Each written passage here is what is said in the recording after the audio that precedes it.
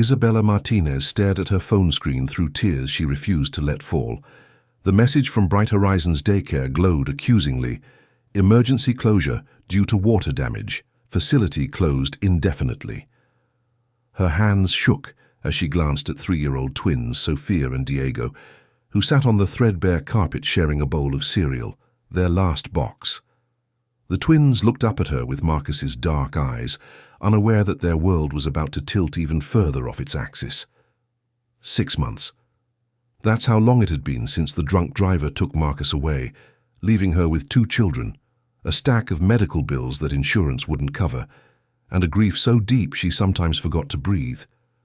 The job at the Blackwood estate was her lifeline, the only thing standing between her family and complete catastrophe. But Alexander Blackwood wasn't just any employer. The tech mogul was legendary for his cold efficiency, his surgical precision, his complete intolerance for personal problems bleeding into professional spaces. She'd heard the whispered stories. Housekeepers fired for leaving fingerprints on glass, groundskeepers dismissed for trimming hedges a 1/4 inch too short.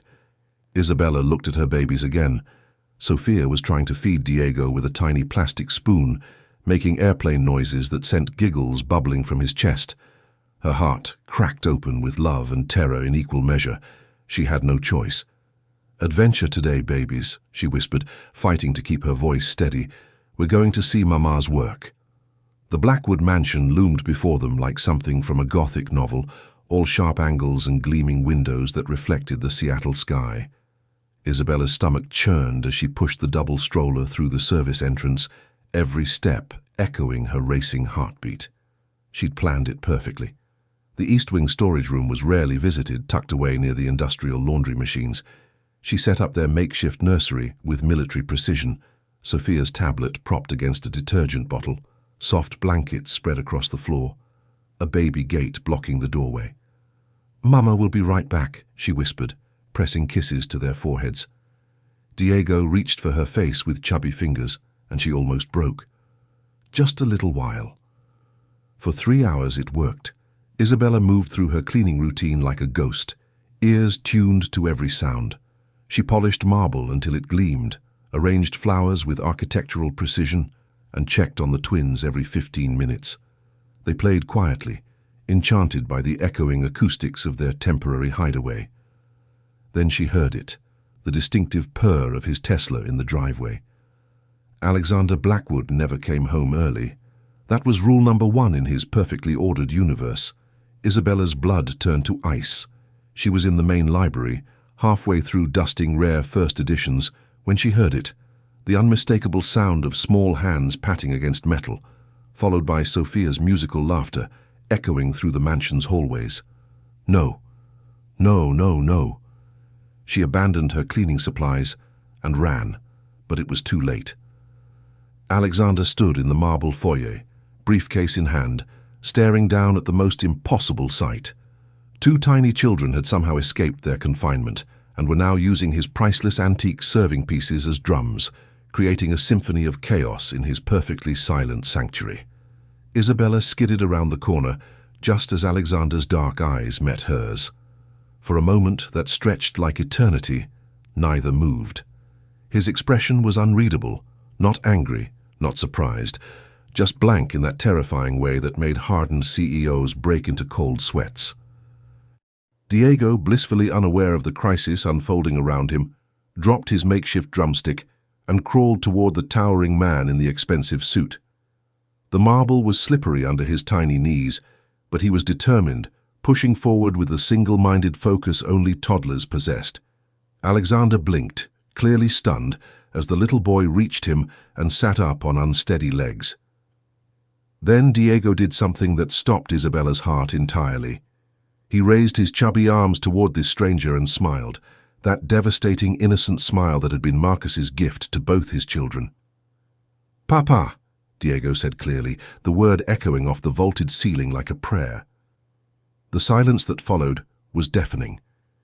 Isabella watched in horror and disbelief as Alexander Blackwood, the man who'd built an empire on ruthless efficiency, crouched down slowly, almost reverently, and let the little boy grasp his finger. Something shifted in Alexander's face. The mask slipped, just for a moment, revealing something raw and vulnerable underneath. He looked at Diego like he was seeing a ghost, or maybe a miracle.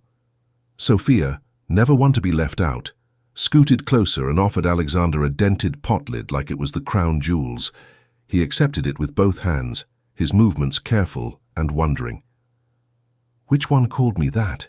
he asked softly, his voice different than Isabella had ever heard it. "Diego," she whispered, her throat tight with fear and confusion. Alexander nodded, still crouched on the floor as both children began exploring this new addition to their world with fearless curiosity.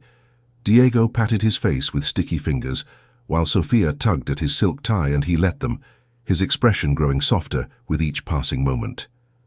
"The daycare closed," Isabella said, the words tumbling out in a rush. "Emergency. I couldn't miss work, couldn't afford to lose this job.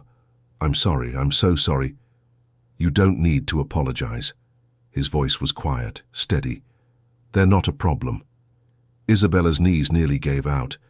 In all her frantic imaginings of this moment, she'd never considered this possibility, that Alexander Blackwood might not immediately fire her, that he might kneel on his pristine marble floor and let her children climb on him like he was made for it. 20 minutes passed in a strange, suspended bubble of time. Alexander remained on the floor, answering Sofia's endless stream of toddler chatter and watching Diego with fascination as the little boy babbled and giggled. There was something almost healing in the way he held them, like he was remembering how to be gentle. Finally, reality reasserted itself. Alexander carefully extracted himself from the tangle of small limbs and stood, brushing invisible dust from his expensive suit. "Finish your work," he said, his voice returning to its usual professional tone. "I have calls to make." But as Isabella gathered the children and their scattered toys, she caught something in his expression, a kind of wistful longing that made her heart skip. He raised his hand in a small wave when Sofia called, "Bye-bye." And for just a moment, Alexander Blackwood looked less like a tech titan and more like a man who'd forgotten what warmth felt like. That night, as Isabella tucked the twins into their cribs in the small apartment they could barely afford, she couldn't shake the image of Alexander on that marble floor, looking utterly lost and somehow found at the same time. Something had changed today. She just didn't know what it meant yet. The changes started small. Alexander's morning meetings shifted later. Conference calls moved from dawn to mid-morning. Isabella began hearing footsteps in the halls, during hours when the mansion used to echo with emptiness. He never interrupted her work, but she felt his presence like warmth from a distant fire, unexpected and oddly comforting. Sometimes she'd catch him watching from doorways, not intrusively, but with genuine curiosity, as if he was learning a language he'd never been taught. The twins had adapted with the resilience of children everywhere. They'd claimed the storage room as their castle, transforming industrial shelving into jungle gyms and filling the space with laughter that seemed to breathe life into the mansion's bones. It was during one of these quiet afternoons that Isabella made a discovery that changed everything. She was organizing Alexander's study, a task that required the precision of a surgeon, when her cleaning cloth caught on a desk drawer that hadn't been properly closed. A small brass key jutted from the lock, forgotten or perhaps left intentionally. Inside lay a single photograph, edges worn soft with handling. The image showed Alexander 20 years younger, his face open and unguarded in a way that took her breath away. His arm was wrapped around a woman with wheat gold hair and eyes that sparkled with life. On the back, in faded ink, someone had written, "Alexander Emma, forever starts now." Isabella's heart clenched. She'd glimpsed the man behind the armor, and the sight was devastating. She replaced the photo exactly as she'd found it and tried to forget. But throughout the day, the image haunted her. That younger Alexander, so full of hope and love. What had happened to transform him into the guarded stranger she knew? That evening, as she prepared dinner for the twins in the mansion's gleaming kitchen, she wasn't surprised when she heard his footsteps. Alexander paused in the doorway, taking in the domestic scene. Sofia at the small table, coloring with fierce concentration. Diego in his high chair making abstract art with mashed banana. "You found it," he said simply. Isabella's hands stilled on the pasta she was stirring. "I'm sorry. The drawer was stuck." "No." He moved into the kitchen, with that controlled grace she'd grown to recognize. "I left it open. I think I wanted someone to see."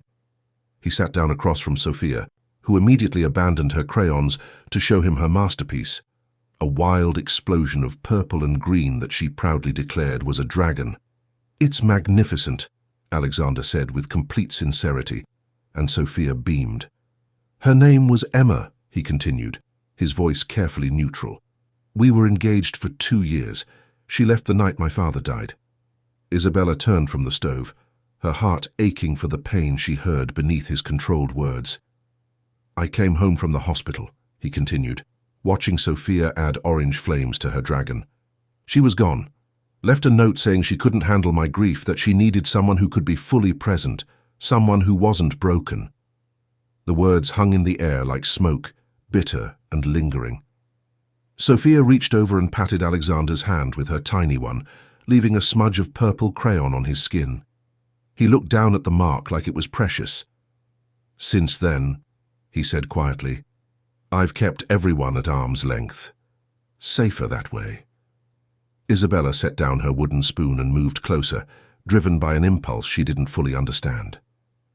"The twins don't see you as broken," she said softly. "Children have this gift. They see who you really are, not who you think you should be." Alexander's laugh was hollow. "And who do they see?" "Someone worth loving," she said without hesitation. The words surprised them both. Isabella felt heat rise in her cheeks, but she didn't look away. Alexander's eyes searched her face as if he was trying to solve an equation that kept changing variables. Diego chose that moment to fling a handful of banana across the kitchen, hitting Alexander squarely in the chest. Instead of recoiling, Alexander laughed, a real laugh, deep and unguarded, and Diego clapped with delight at the reaction. "I don't know how to be what they need," Alexander admitted, wiping banana from his shirt. "I don't know how to be what anyone needs." "You don't have to know," Isabella said, sitting down at the table beside him. "You just have to show up.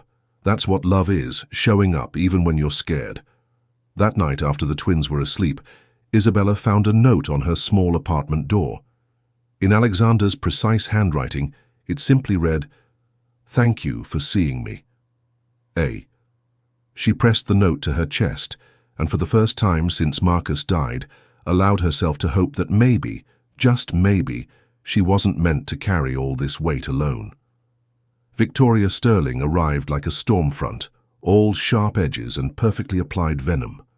Alexander's ex-fiancée had aged into her cruelty, transforming from the golden girl in the photograph into something calculating and cold.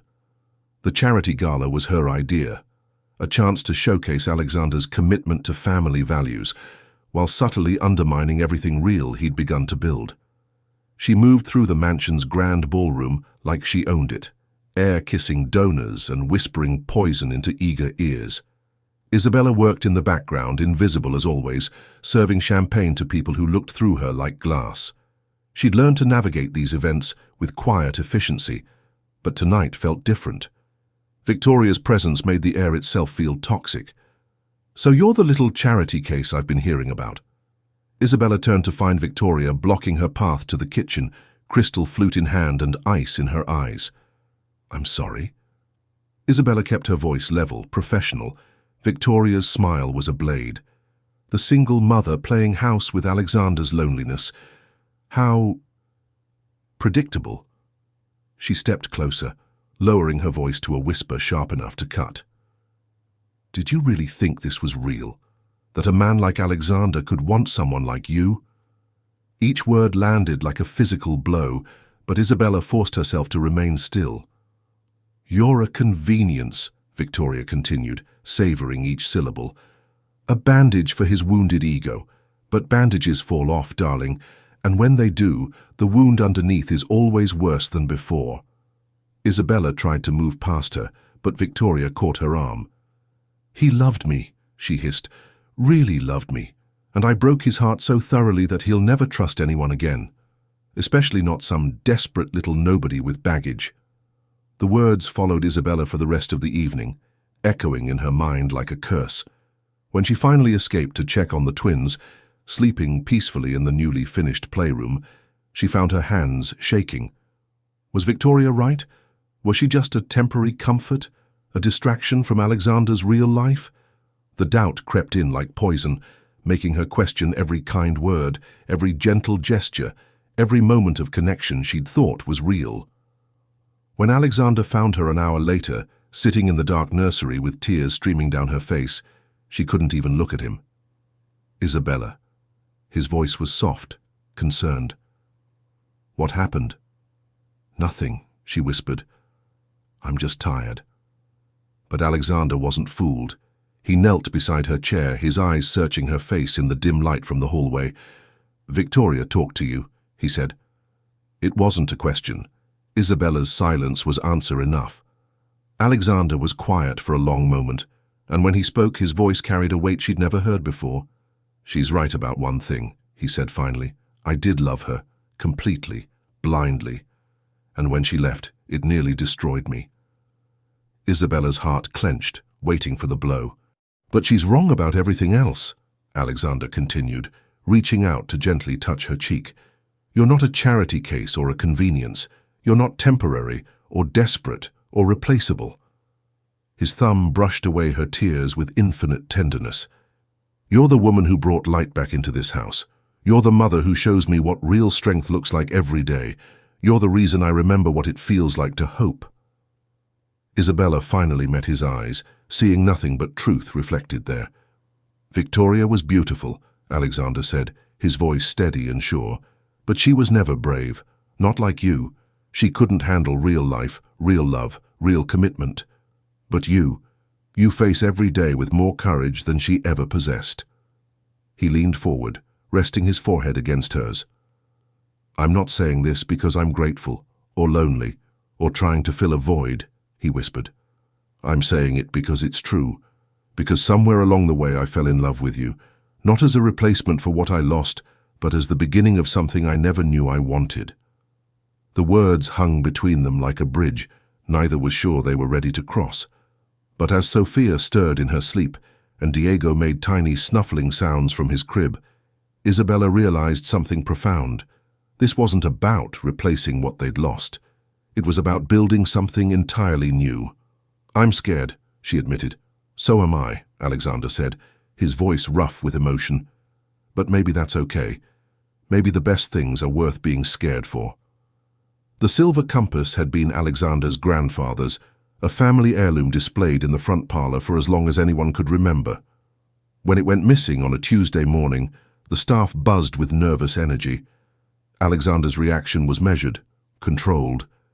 He asked quiet questions, searched obvious places, and when the compass remained missing, he simply nodded and said they'd keep looking. But Victoria, who'd been lingering in the mansion's orbit like a carrion bird, saw opportunity in crisis. How strange, she murmured to the head housekeeper, just loud enough for others to hear. Nothing ever went missing before Isabella and her children arrived. Children do love shiny things, don't they? The whisper campaign began immediately. Sidelong glances followed Isabella through the halls. Conversations stopped when she entered rooms. The warmth she'd begun to feel from the staff evaporated, replaced by suspicious silence. Isabella felt the shift like a physical weight. She moved through her days with growing dread, watching the doubt creep into people's eyes. Even Maria, the kind cook who'd been sneaking the twins extra cookies, began avoiding eye contact. The breaking point came when Isabella arrived at work to find her locker jimmied open, her few personal possessions scattered across the floor. Among the debris was her most precious treasure, the last photo of her and Marcus together, now torn at the corner. She stared at the damage with dry eyes, too emotionally exhausted for tears. This was what she got for daring to hope, for believing she could build something lasting in a world that constantly reminded her of her place. The head housekeeper found her there 20 minutes later. "Ms. Martinez," he said, unable to meet her eyes. "Given the current situation, we think it would be best if you took some time off, until things are resolved." Isabella nodded woodenly. She'd been expecting this, dreading it, but expecting it nonetheless. She gathered her things slowly, each movement deliberate and controlled. The twins were napping in the playroom when she went to collect them. Sofia stirred as Isabella lifted her, mumbling, "Where, Papa Alex?" in her sleepy voice. Isabella's heart shattered, but she kept her voice steady. "Papa Alex has work to do, sweetheart. We're going home." She left a note on Alexander's desk, not because she expected vindication, but because she needed him to know the truth. "I didn't take it, but I understand why no one believes me." The apartment felt smaller than ever after the mansion's grand spaces. Isabella sat on her lumpy couch, holding both twins as they fussed and cried, confused by the sudden change in routine. Diego kept pointing toward the door, calling for Papa Alex in increasingly distressed tones. "He's not coming, baby," Isabella whispered, her own tears finally falling. "Papa Alex has to stay at his big house." For 3 days they existed in this bubble of grief and uncertainty. Isabella applied for other jobs with mechanical persistence, while the twins grew more restless and confused. They'd grown accustomed to space, to routine, to the gentle presence of a man they'd claimed as their own. On the 4th morning, someone knocked on her door. Isabella opened it to find Alexander standing in her hallway, looking haggard and desperate. In his hand was the silver compass, tarnished but intact. "I found it," he said without preamble. "Under the loose floorboard in the east corridor. Sofia must have been exploring and it fell through the gap."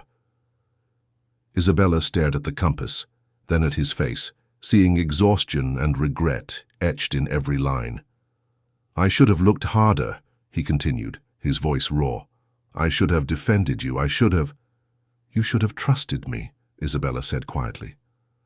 The words hit him like a physical blow. He nodded, accepting the judgment he knew he deserved. "Yes," he said simply. "I should have trusted you." Diego appeared at Isabella's legs, having heard the familiar voice. His face lit up with pure joy as he reached for Alexander, babbling, "Papa Alex," with desperate relief. Alexander knelt immediately, gathering the little boy into his arms like he was afraid he might disappear. Sofia came running from the bedroom, launching herself at Alexander with the fearless love of a child who'd never learned to doubt.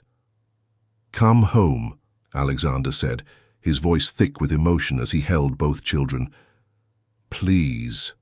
The house. We're lost without you." Isabella looked at this man kneeling on her threadbare carpet, humbled and honest and wholly present in his regret. She thought of Victoria's poison words, of the staff's suspicious stares, of all the ways the world had tried to convince her she didn't belong. But she also thought of the nursery they'd designed together, of late-night conversations over cooling coffee, of the way Alexander looked at her like she was something precious and rare. "I'm scared," she admitted. "I know," Alexander said, standing with Diego still clinging to his neck. "But I promise you, Isabella, I'll never doubt you again. I'll never let anyone make you feel like you don't belong in our home." Our home. The words settled around her like a warm blanket, chasing away the chill of the past few days. "Okay," she whispered, and watched as relief flooded his face like sunrise. The transformation was gradual but unmistakable. Alexander began working from home more often, conducting video conferences from the study while Sofia colored at his feet and Diego napped in a playpen nearby. Board meetings were punctuated by the sound of children's laughter, and no one seemed to mind. Isabella found herself moving through the mansion with new confidence, no longer a guest in someone else's space, but a woman building a home. The other staff members, shame-faced over their quick judgment, went out of their way to make amends. Maria taught Sofia how to make churros, while the groundskeeper showed her how to plant flowers in the garden beds. But the most profound change was in Alexander himself. The rigid control that had once defined him melted away in the warmth of daily family life. He learned to read bedtime stories with different voices for each character, to kiss scraped knees better, to find infinite patience for a 3-year-old's endless questions about why the sky was blue. "You're different," Isabella observed one evening, as they watched the twins play in the garden, their laughter floating on the summer breeze. Alexander considered this, his hand finding hers naturally. I feel different, lighter somehow, like I've been holding my breath for 20 years and finally remembered how to exhale. They were married on a Tuesday in October, in the mansion's garden surrounded by autumn maples and the people who'd become their chosen family. Sofia was the flower girl, scattering petals with artistic abandon, while Diego toddles down the makeshift aisle in a tiny suit, stopping to investigate every interesting leaf along the way. Isabella wore her grandmother's wedding dress, altered to fit her smaller frame, and carried wildflowers picked that morning by eager, small hands. When Alexander saw her walking toward him, his composure finally cracked completely. Tears streamed down his face as he realized that this moment, this woman, this life, was everything he'd stopped believing was possible. "I love you," he whispered as she reached him, not caring who heard. "I love you too," she whispered back, and meant it with every fiber of her being. The reception was held in the mansion's main hall, but it felt nothing like the sterile galas of Alexander's corporate past. Children ran between tables, elderly staff members shared embarrassing stories about Alexander's early attempts at domesticity, and everyone laughed until their cheeks hurt. Late that night, after the last guest had gone home and the twins were finally asleep in their beds, Sofia in the princess room Alexander had surprised her with, Diego in his space-themed nursery complete with glow-in-the-dark stars, Isabella and Alexander stood on the balcony overlooking their garden. "No regrets?" Alexander asked, his arms wrapped around her from behind. Isabella leaned back against his chest, feeling the steady beat of his heart against her spine. "Only that it took us so long to find each other. We found each other exactly when we were supposed to," he said, pressing a kiss to her temple, "when we were both ready to let love in." The mansion around them hummed with contentment, not the cold silence of before, but the warm quiet of a house filled with love. In the morning, Sofia would wake them up by jumping on their bed, demanding pancakes and stories. Diego would toddle into their room with his blanket, wanting cuddles and his morning bottle. There would be scraped knees to kiss, tantrums to weather, laughter to share.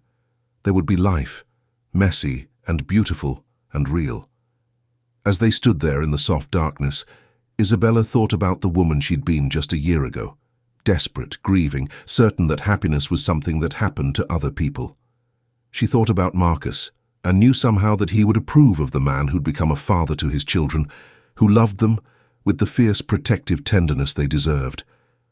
"Thank you," she whispered into the night. "For what?"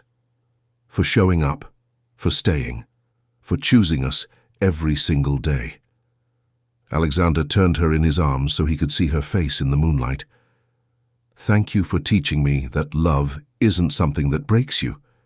It's something that makes you whole." Inside the mansion, their children slept peacefully, dreaming of tomorrow's adventures. And in the garden below, new flowers took root in soil, enriched by the promise of forever. The sound of home, Isabella realized, wasn't silence or perfection or control. It was laughter echoing through halls that had forgotten how to sing, small hands leaving fingerprints on once pristine walls, and the quiet certainty that no matter what storms might come, they would weather them together. As the first stars appeared in the Seattle sky, Alexander Blackwood and Isabella Martinez Blackwood began planning their forever, one beautiful, imperfect day at a time. The nursery wing Alexander had built was no longer just an architectural dream on paper. It bustled with life, as 3 more staff members had welcomed children of their own, and the mansion had transformed into something unprecedented in its history, a true family home. Sofia was teaching Diego how to read in the window seat of the library, her patience infinite when it came to her brother. They both still called Alexander Papa Alex, though now they knew the whole story of how he'd become their father, not by blood, but by choice, which they'd decided was much better anyway. Isabella watched them from the doorway, her hand resting on her rounded belly, where their 3rd child grew. When she told Alexander about the pregnancy, he'd cried for 20 minutes, overwhelmed by the gift of creating life with the woman who'd taught him how to live. Planning to stand there all day, Alexander asked, appearing beside her with 2 cups of tea. Just counting my blessings, she said, accepting the warm mug gratefully. Should I be worried about the number? Isabella smiled, leaning into his warmth. Only if you're afraid of infinity. Through the window, they could see the garden where they'd been married, now expanded to include a playground where neighborhood children came to play alongside their own. The mansion's gates, once locked tight against the world, now stood open from dawn to dusk, welcoming friends and family and anyone who needed a moment of peace. Alexander had learned that wealth wasn't about what you accumulated, but what you shared. Isabella had learned that love didn't always come when you expected it, but it always came when you needed it most. And together, they'd built something neither of them had dared to dream of, a home where broken hearts could heal, where children could flourish, where love multiplied instead of dividing. As Diego sounded out another word and Sofia cheered his success, as Isabella felt their unborn child stir beneath her heart, as Alexander's arms tightened around them all, she knew with quiet certainty that this was what forever looked like. Not perfect, but real. Not easy, but worth it. Home. If this story moved you, take a moment to hit the like button. It helps more people discover it. Don't forget to subscribe for more powerful, real-life-inspired stories about love, hope, and second chances. And I'd love to hear from you in the comments. What does home mean to you?